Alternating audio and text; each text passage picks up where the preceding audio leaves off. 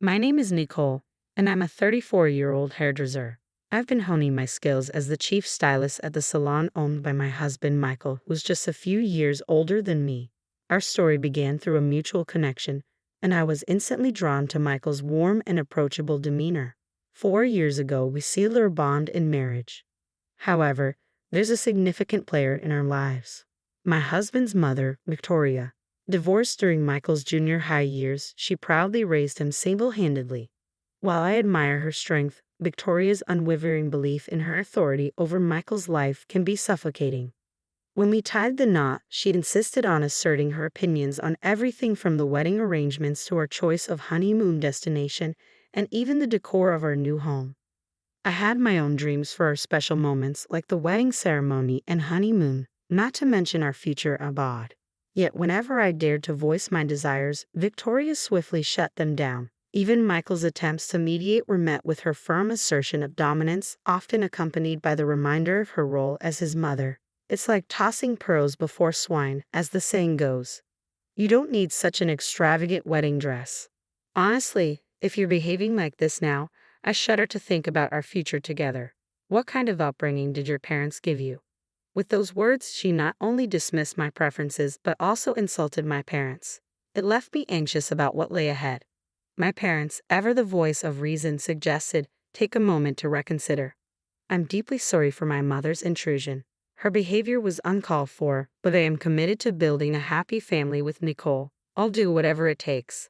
Please will you bless our union? Michael's apology was sincere, and in that moment, both my parents and I felt assured that he would stand by me in the years to come, and so we decided to proceed with the marriage. From the wedding ceremony to our new home, every decision was dictated by my mother-in-law's preferences. At home, my own mother advised, sometimes it's best to concede now for a better future. I understand you're trying to maintain harmony with your mother-in-law, but by yielding now, you're actually positioning yourself to collect on her debt in the future, leveraging her advice. Reluctantly, I acquiesced, but now, 4 years later, I rue that decision more deeply than the ocean and loftier than the mountains. Michael, can we discuss something about work? I have a junior chamber meeting tonight. Yesterday was a shopping district gathering, and today's another meeting. Last week was filled with dinners and social events. When do we have time to sit down and talk? Isn't every event part of your business? I'm not criticizing. You sound like you're complaining. Now that we have 3 stores, it's only logical that we discuss various aspects of management, isn't it? I have entrusted everything regarding the stores to you, Nicole. Your one commendable trait, without any formal education or prestigious family background, is your talent as a hairdresser. Thus, it's only natural for you to focus on boosting sales, right? So, why do you act like you need my input? Doesn't that seem odd? Here we go again. 4 years have passed since we launched our hair salon business from scratch. With the successful opening of our 3rd store and plans for a 4th by year end, it's a significant milestone. However, as our business expands and Michael garners praise as a young entrepreneur, he increasingly regards me with disdain. I can handle him commenting on my education and background, but his constant belittling, criticizing everything from my appearance to my fashion sense, and even comparing me to rival stylists is just too much.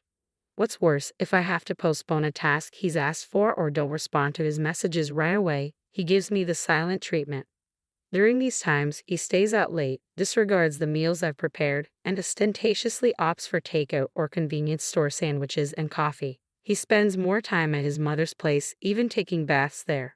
At first, I didn't know how to break through his silence. I kept cooking and preparing everything as if he would come home hungry and tired, even though I knew he wouldn't. I'd stay up late, anxiously waiting for him to return, uncertain of when he'd be back.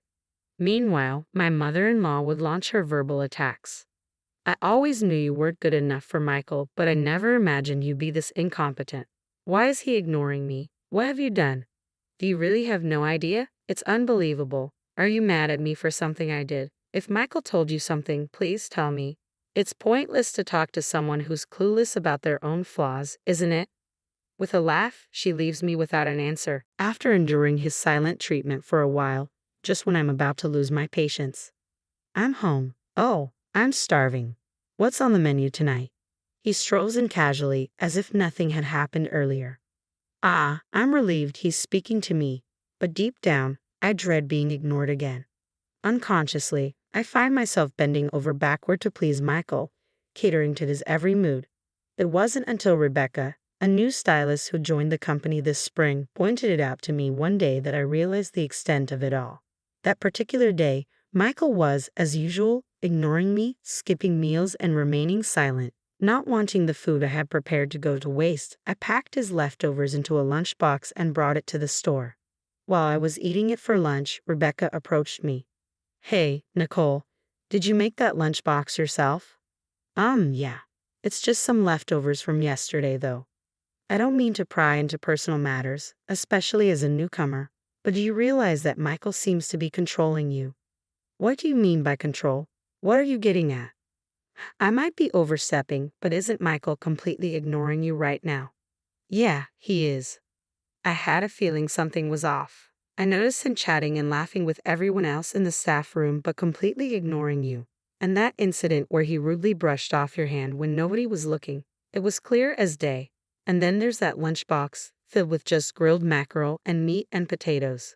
It's obvious you just packed last night's dinner leftovers, right? It's a far cry from your usual colorful, well-balanced lunches. After Rebecca's observations, memories of my mother's similar experiences flooded back. She went through the same ordeal before divorcing my biological father. Hearing Rebecca's story, I learned that her parents split during her freshman year of high school, with her father often subjecting her mother to the same silent treatment as Michael. It all began with trivial things, gradually escalating until it seemed like a switch had been flipped, and he completely shut her out. My mother endured countless tears. I see. In time, she began seeking my father's approval in everything, her once bright smile turning submissive. It was agonizing to witness. Rebecca explained that Michael's silent treatment was a tactic to control me, leaving me worried and insecure while he maintained a position of dominance, smirking all the while. Think about it. In a healthy relationship, if your partner is upset, you'd be concerned and hurt too. But people like Michael, they actually relish in seeing their partner distressed and vulnerable. It's sickening. After Rebecca's candid insight, I found myself losing the urge to panic as I once did, even amidst Michael's moodiness and his habit of ignoring me or my mother-in-law's persistent prodding. Instead, viewing the situation through that lens, I began to see only Michael's immaturity, his overwhelming self-centeredness, and my mother-in-law's unrelenting malice, with no attempts to rein him in. But it seemed they didn't appreciate my newfound perspective. The chilling silence from both Michael and my mother-in-law gradually became routine. He scarcely came home anymore, and when he did, he'd seclude himself in his room. He stopped appearing at both the store and the company, leaving me to handle everything alone.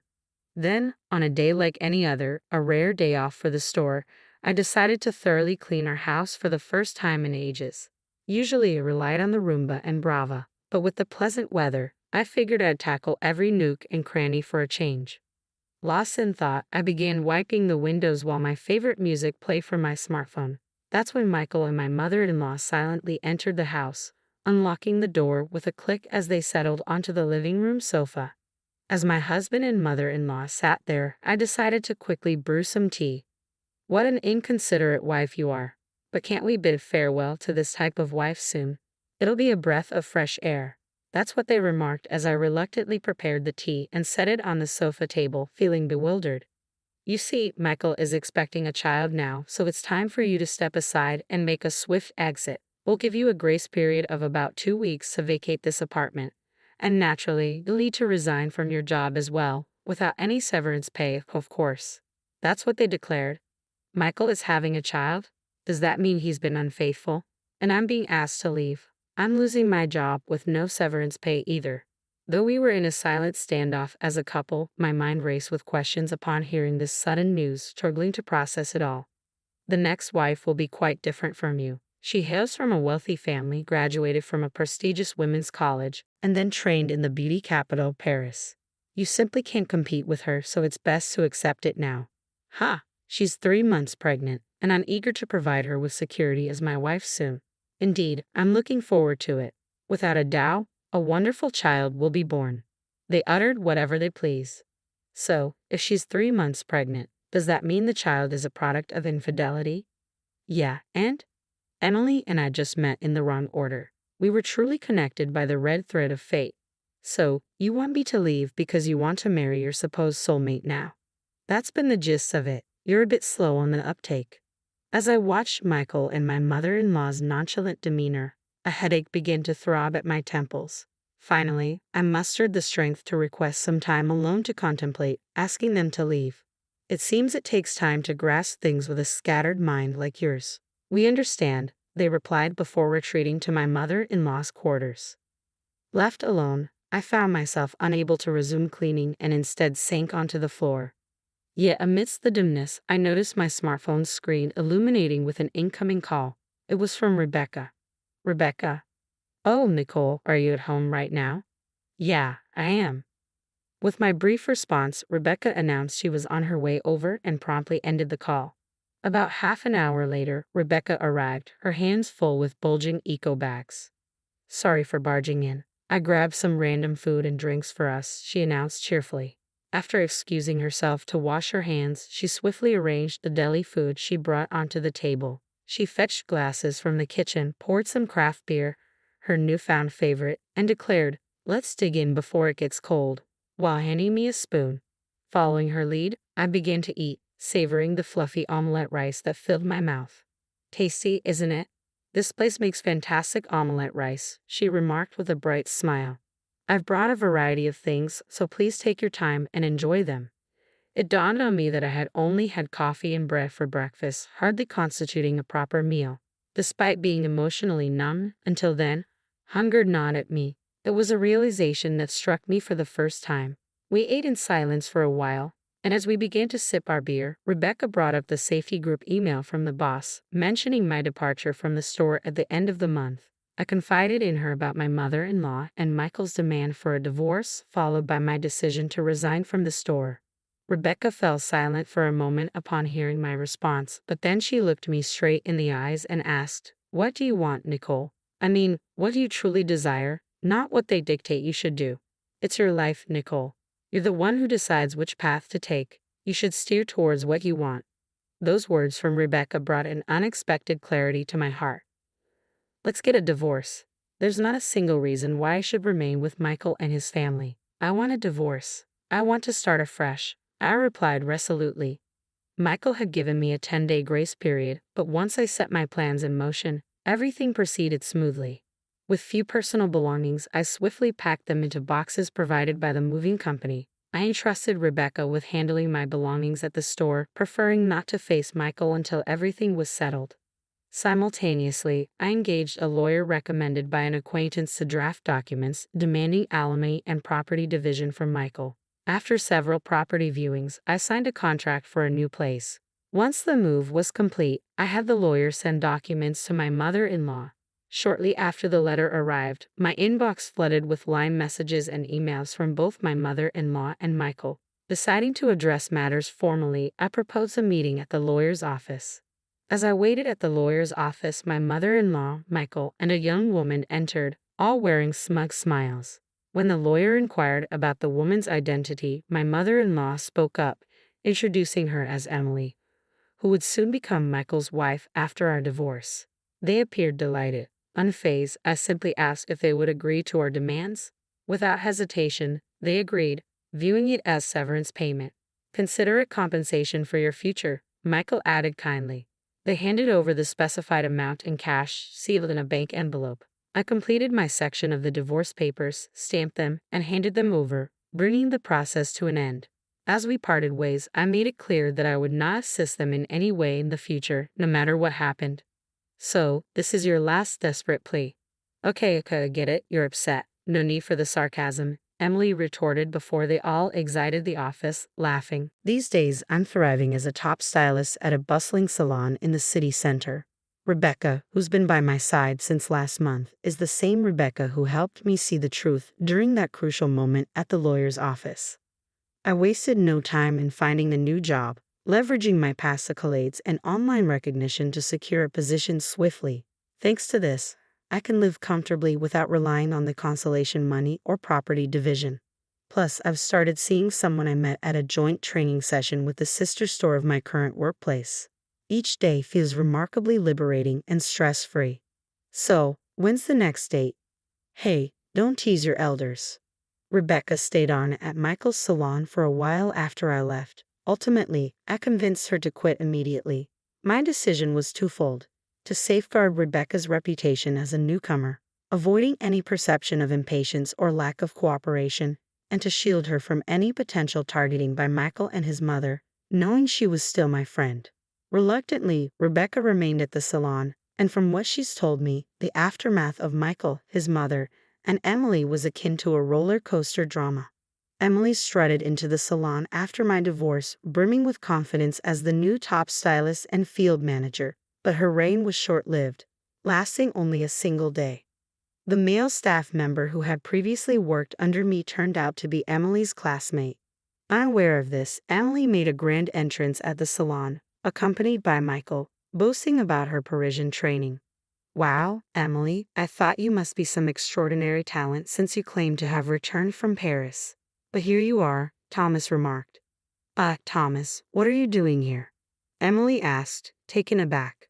I could ask you the same. I'm genuinely surprised. You were always struggling with the written tests, constantly getting reprimanded by the teacher.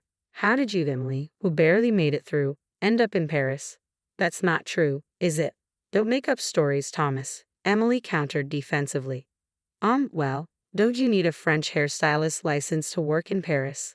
When did you suddenly become fluent in French like a native speaker? Thomas persisted.